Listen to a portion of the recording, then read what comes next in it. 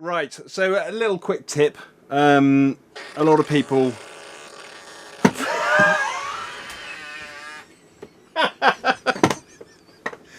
A lot of people, when they're tracking their bass, they'll obviously take a DI, and there's no reason why you can't make the DI sound good, rather than just having it as a straight through the preamp into the desk. So what I like to do is get the old tube techs. What models have we got here? Sorry? What models have we got here?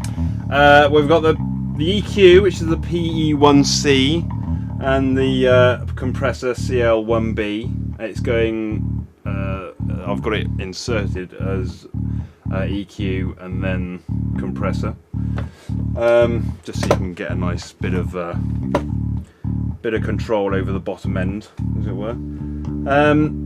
So on EQ wise, just something just to bring out the bottom end a little bit and give you a bit more, give you a little bit more attack on the top end, just so it cuts through the mix. And then on the bass, on the compressor, nothing too bad, nothing too bonkers.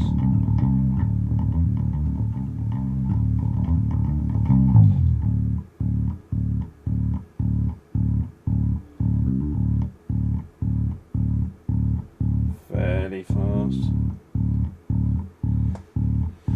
Yeah, and obviously with the insert button we can compare and contrast.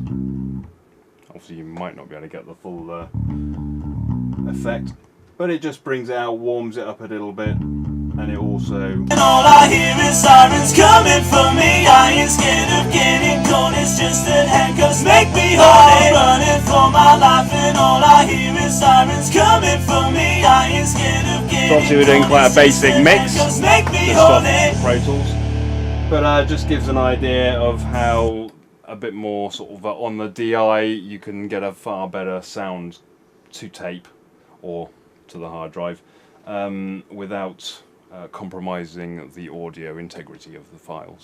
So would that be a good combination with a mic channel as well? Yeah. Or is it something you can use standalone? I mean, that sounded pretty fat to me. Yeah, I mean, well, it depends how, you know, with a DI, obviously you are going to be taking that through a mic pre. If you've got things like the UA, Apollo, or something like that, you could obviously actually record unison. You can record through their plugins to tape. Or alternatively, you know, just a preamp into a basic sort of compressor and EQ. It doesn't have to be, you know, tube techs. You could do it with a Behringer, you know, or anything like that. It doesn't have to be, you know, as long as it sounds nice and sounds good, and probably will end up sounding better than the source of a DI on its own, you know. And I've used, and many engineers have used the tube tech chain, for example, to actually emulate an amp if you haven't got something which is very desirable.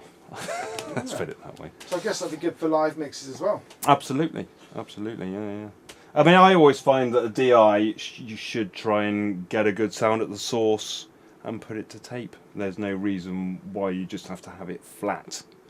You know, so, and if you're reamping, you can always, I always think it sounds better if you put a bit of EQ on the way through in, you know. So if it sounds good, you know, do no harm. If it sounds good, it is good. If it doesn't sound good, then don't take the risk. You heard it here, folks. First of all, pay attention to your bass DI signals. Absolutely. Thank you, Stuart. Nice one, man. Okay.